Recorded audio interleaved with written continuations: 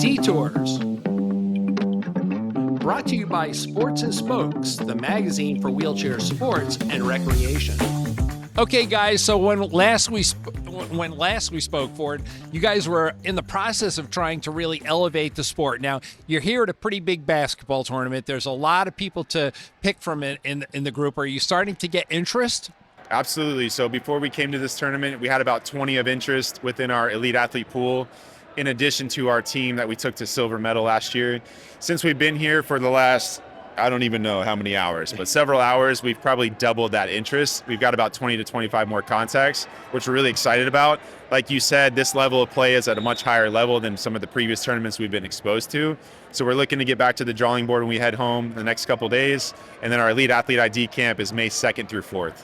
Okay, so handball is said to be a combination of maybe three sports: basketball, a little bit of rugby, hard hitting, and also tennis, a lot of maneuverability. So when you get to come to a tournament like this and meet players of this level, I assume that you're really picking from the best. That's the idea, and a little bit of wheelchair lacrosse in there too. And the idea would be to create the best multi-sport athlete possible. I've said to any of our recruits, I'm not looking to pull you away from wheelchair basketball, wheelchair football, wheelchair tennis. I don't do that. That's my style. I'd rather have another opportunity, add another skill set to your repertoire, and see what we can do on the world stage. Okay, so I'm going to come back to you, Ford, but over to Eric. As a goalkeeper coach, I'm looking at the position, and obviously it's a very critical position. You've played it as an able-bodied person. How does it translate over to the chair? I think the biggest thing is really, regardless, it's all about positioning. I think that's one thing that we really worked on leading up to our trip in Egypt. Our goalies would get overexcited. It's a very high adrenaline rush, high impact, like short burst explosion type of position. So I'm looking for someone who's really aggressive and quite frankly fearless. But sometimes with that kind of caricature or personality, we're getting away from realizing, hey, we're so excited for this. We've got 2/3 of the goal open to either side. So it's really understanding your spacing in the goal, understanding how to track the ball back and forth, and really be in a position at all times where we can make the best guess at making a stop. Yeah, so I'm thinking spatially, you really have to have a lot of maneuverability. So the goalkeeper is someone who has to understand when to come out of the net and when to stay tight in the net and position themselves so that they're ready for, someone to take a shot.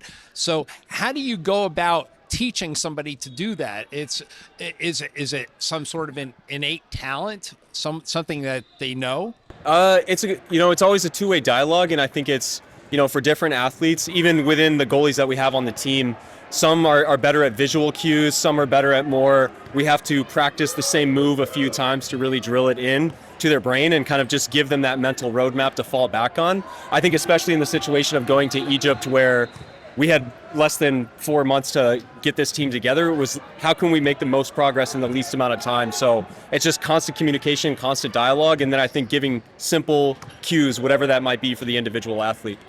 It would seem to me you'd want to pick a fairly large person in a way. I mean, not someone who would necessarily cover the whole net, but they still have to be able to have maneuverability, but they also have to be, like you said, kind of fearless to a degree. Balls coming at them pretty fast. How fast? I mean, I think we were seeing shots 30, 40, 50, even up to 50 miles an hour from 6 meters or less, so pretty intense. Yeah. Ford, when last we talked, you were trying to get this sport to get noticed on an international level. What are some of the complexities and difficulties that you're encountering even now?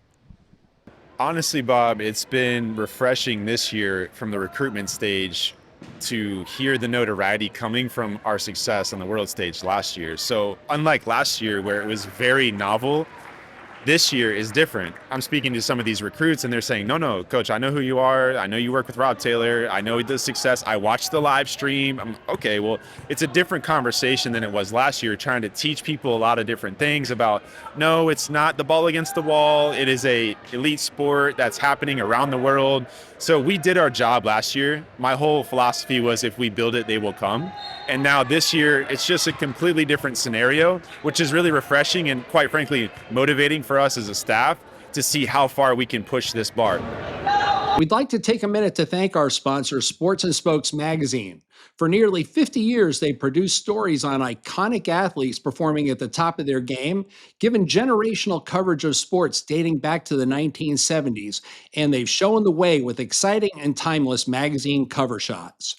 To stay on top of all the latest news from the world of high-performance adaptive sports, go to sportsandspokes.com. Sports and Spokes, the magazine for wheelchair sports and recreation. I know you're very passionate about this, so it's sort of a ridiculous question in a way, but how excited are you at the prospect that maybe, even though you've already been sort of shot down for 2028, 4 more years, so maybe 2 quads and you could get this into the Paralympics? Is it possible? Absolutely. So the roadmap looks like next year, 2026, we have a world championship coming up on the docket. So this year's about development. Then in 2028, the notion is a showcase, demonstration event, exhibition event, which would set us up then for 2030 World Championships again, and then 2032 full Paralympic docket in Brisbane, Australia. So, I mean, the vision is there. Absolutely. All right, so I became fascinated with the spectacular goal. As soon as I read that, it's like there's something spectacular about spectacular. So as a goalie, how many times have you actually shot one of those shots and had it land? Ooh, in my career, Less than a handful. yeah. That's On the international stage, maybe 3-4 times, yeah. So You literally had thrown the ball from one net to the other and had it go in. yeah. Yeah. So I guess that's why they call it spectacular. Yeah. No, it's awesome. It makes it exciting. It adds a new element, especially for the goalies. No, I could definitely see that. And the other, as Ford and I had already spoken about previously, the 20-meter shot. But it just seems so exciting to have the opportunity to get 2 points when you really need it. Yeah, absolutely. Yeah, the goalie's a very dynamic position. And yeah, whether you're an all-around athlete or a great goalie, it makes you play the game differently as an entire team. So. At this point, with the legitimacy of the sport, where do you think we're at? I think we're right where we're supposed to be.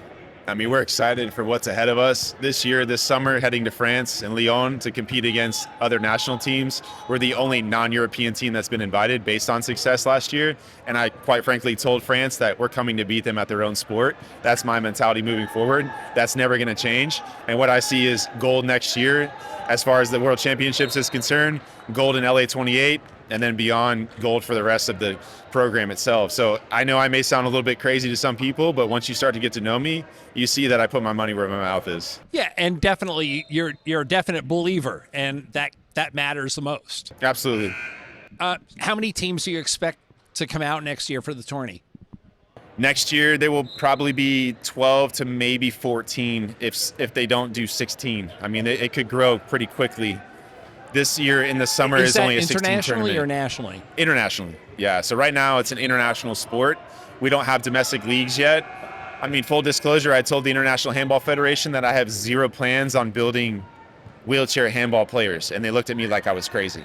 I said, all you guys do is you're very nearsighted and you just try to build one player, one sport. I'm not trying to do that. I'm trying to continue to build an international multi-sport athlete, because that's a very dangerous Swiss Army knife, especially on the international stage. So that's the plan moving forward, is to not take people away from their beloved sport. It's to offer them opportunities to lower barriers and to gain exposure on the U.S. level. Be diplomatic. Well said. If you can. Well said.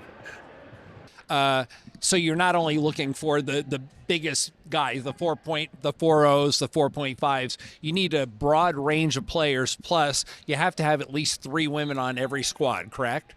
So 1 female on the floor at all times. We had a 70-30 split for our world team. That may change to an 80-20. We can't go any lower than that. We don't want to go any lower than that. We think that really our secret weapon can be our female player. So we're looking for players that maybe recently retired from the Paralympic Games. Wink, wink, nudge, nudge. They're very difficult to get a hold of. Of course, I understand that situation.